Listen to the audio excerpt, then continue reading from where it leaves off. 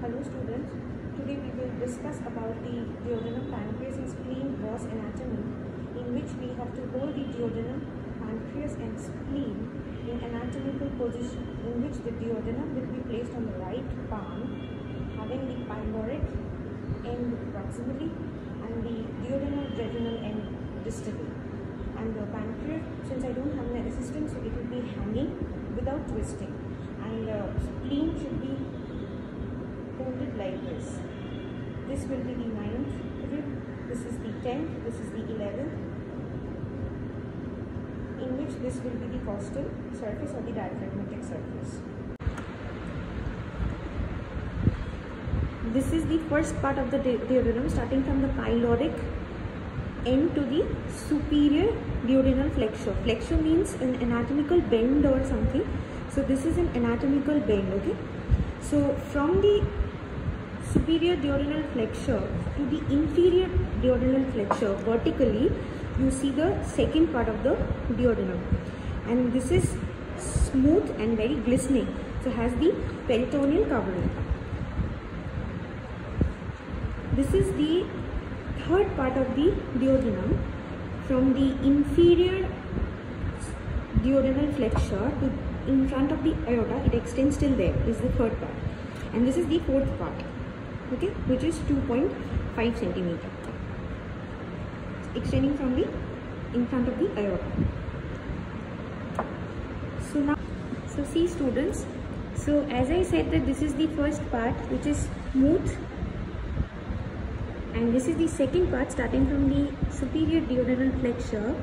So it has the circular folds, okay, and here you get to see something called major duodenal papilla. See, this is the major duodenal papilla, which is covered by the monk's hood, okay. This is the plica semicircularis.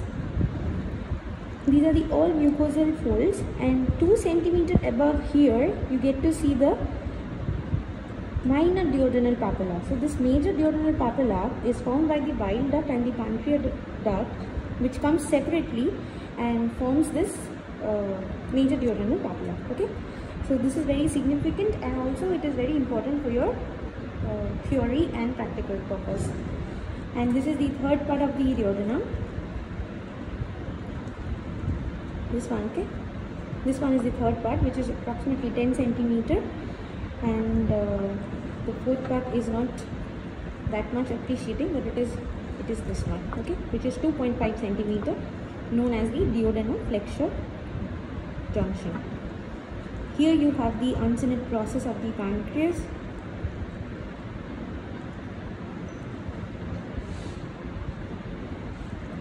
Also, one thing more, that in order to determine the side, this is the pyloric end, this is the duodenojejunal end, okay. So now this is the anterior surface, this is the posterior surface, and this is the left side, and this is the right side, okay. Also, you have a bile staining here in order to understand the first part of the duodenum, okay. You have a bile staining here with the pyloric end starting, and when you cut it through, you get this smooth area. So we see the pancreas head here, which is enclosed in the C-shaped duodenum, that is the second part. So in the head of the pancreas, we have something called uncinate process, which may be visible in this structure nicely.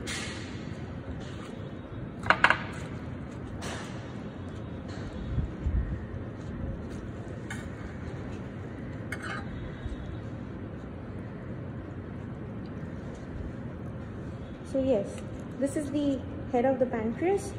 Here you have the uncinate process, in front of which we see the superior mesenteric vessels going on. This is the uncinate process, and this is the head of the pancreas. This is the neck of the pancreas, in which you see the formation of the, on the posterior surface, you get the formation of portal vein. It is formed by the splenic vein from the left part and by the superior mesenteric vein. So once again I will repeat that this is the head of the pancreas. This is the uncinate process in front of which the superior mesenteric vessel passes through. This is the neck of the pancreas, in which the posterior surface has the formation of portal vein by the splenic vein and the superior mesenteric vein, okay, from here. Also, there is a division like between the head and the neck of the pancreas. You see this is a very clear cut groove which is for the gastroduodenal artery, so which is present in the junction of head of the pancreas and neck of the pancreas. So this is also one of the identifying features to understand the neck of the pancreas. Now we see the body of the pancreas, that is this one.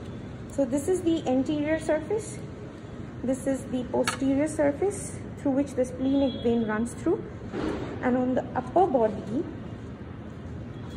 on the upper border of the body, you see the splenic artery. Okay, this is a tortuous splenic artery.